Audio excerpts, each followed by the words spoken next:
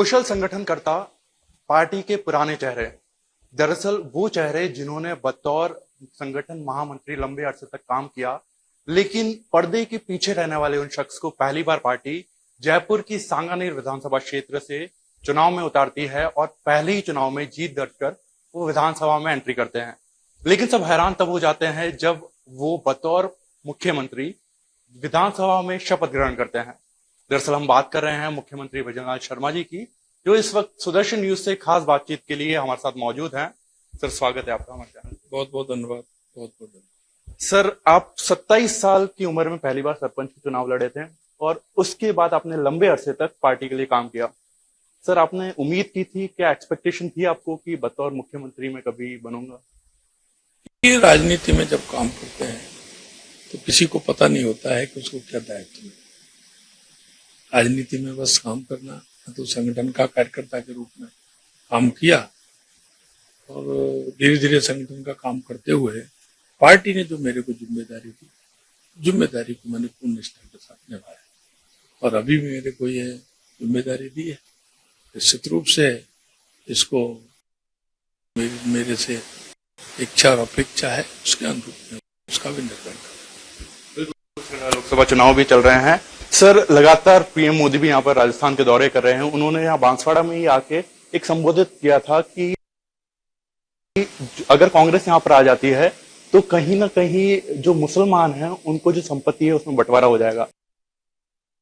आप उस पर कैसे देखते हैं और क्या आप सोचते हैं कि जल्द से जल्द देश में जनसंख्या नियंत्रण कानून लागू होने चाहिए?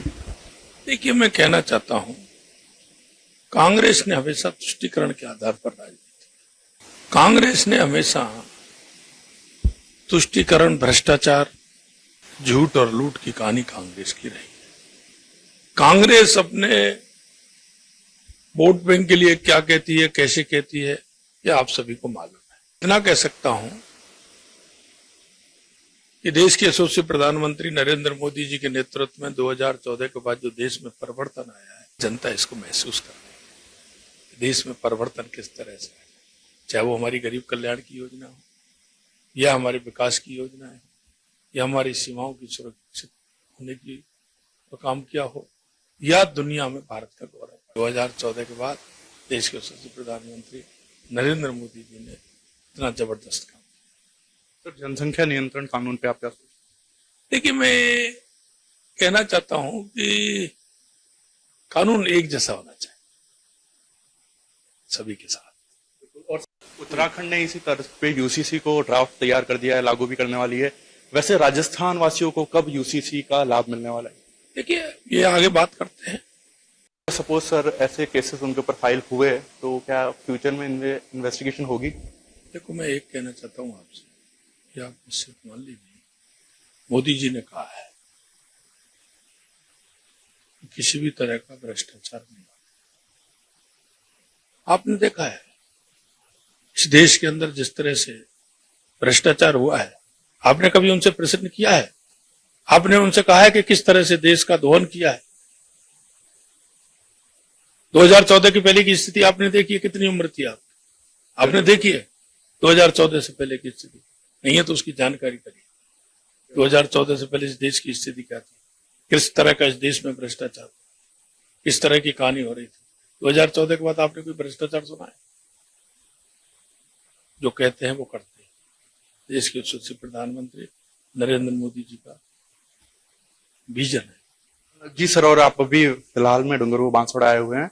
आपको मैं बताना चाहूंगा कि यहाँ पर बहुत सारे एरियाज ऐसे जहाँ पे रेल की कनेक्टिविटी नहीं है, तो क्या अब डबल इंजन सरकार है, क्या ऐसी सौगातें यहाँ पे जो क्षेत्रवासी हैं उनको मिल सकती है? देखो, मैंने आपको कहा मोदी जी का विकास कर दिया। डूंगरपुर बांसवाड़ा में कहीं हाईवे नहीं था, अब आप हाईवे से आए होंगे ना, कैसा लगा आपको?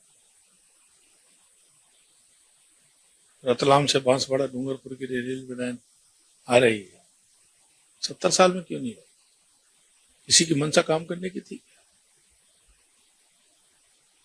सर, मैं जैसे यहाँ पर आपको बीएपी यानी भारत आदिवासी पार्टी के राजकुमार राउत है, उनसे कड़ी टक्कर मिल रही है। मैं आप जानना चाहूंगा कि जैसे वो बोल रहे हैं कि एक सेपरेट स्टेट होना चाहिए, उनकी एक प्रमुख मांग है आदिवासियों के लिए, इससे पहले आपके जो पार्टी के उम्मीदवार है महेंद्रजीत सिंह मालविया, उन्होंने भी ये बोला है कि ट्राइबल के लिए एक सेपरेट स्टेट होना चाहिए।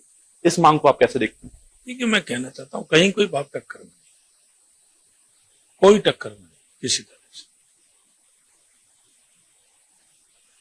किसी प्रकार से कोई टक्कर में नहीं है। हम इतना विजन है हमारा कि हम इस क्षेत्र का, बागड़ क्षेत्र का विकास करेंगे। हम हाईवे भी लाए हैं, ट्रेन भी यहाँ चलेगी, यहाँ के विकास की स्थिति बनेगी, यहाँ के युवाओं को रोजगार देने का काम करेंगे, यहाँ के लोगों को आगे बढ़ाने का काम करेंगे। सबसे ज्यादा इस देश में राज किसका रहा? ये बात पूछना है तो उनसे पूछिए जिन्होंने 70 साल में सबसे ज्यादा 55 साल इस देश में राज। सर, मैं जानना चाहूंगा कि जिस तरीके से टफ फाइट मिल रही है बहुत सारी सीटों पर, आपको क्या लगता है कि सबसे टफेस्ट फाइट यहाँ पर राजस्थान में कौन कौन से ऐसी लोकसभा क्षेत्र है जिसकी आप दौरा करते हुए आए हैं?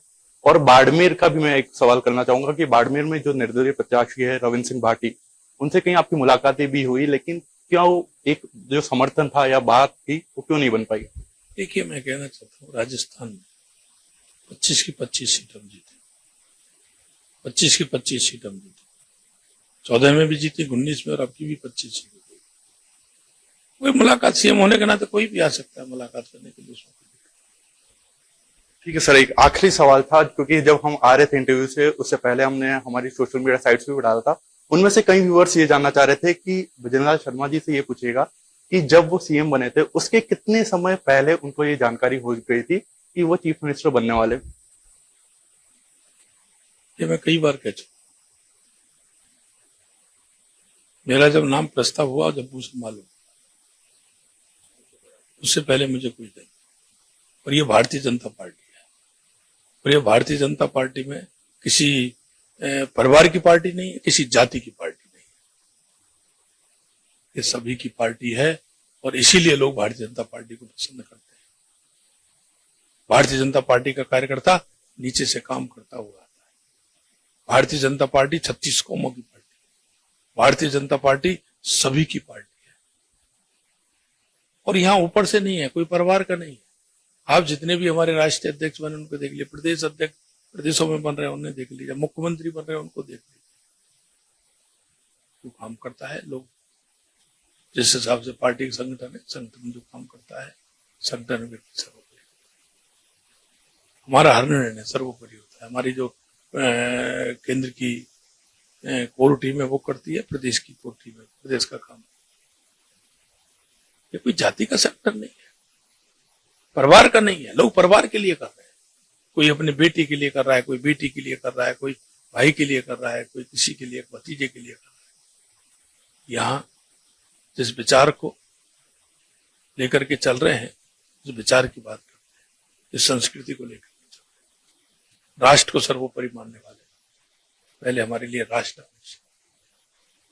और देश के यशस्वी प्रधानमंत्री नरेंद्र मोदी जी 2047 तक राष्ट्र को विकसित राष्ट्र बनाएंगे। आज आप देख रहे हैं 2014 के बाद पर 11वें स्थान पर थी हमारी आर्थिक, आज हम 5वें नंबर में। आने वाले समय में तीसरे नंबर की शक्ति भारत हो है। भारत का गौरव बढ़ा है। देश का विकास से लेकर के, गरीब कल्याण की योजना से लेकर के सारी कुछ देश के यशस्वी प्रधानमंत्री ने। इसलिए हमारे यहाँ जातिवाद, परिवारवाद नहीं, राष्ट्रवाद। धन्यवाद आपका कीमती समय देने के लिए। और भजनलाल शर्मा जी का यही मानना है कि 25 के 25 सीटें जो है राजस्थान जा रहे हैं। कैमरा पर्सन ऋषभ के साथ डूंगरपुर से सुदर्शन न्यूज के लिए नतांश पटेल।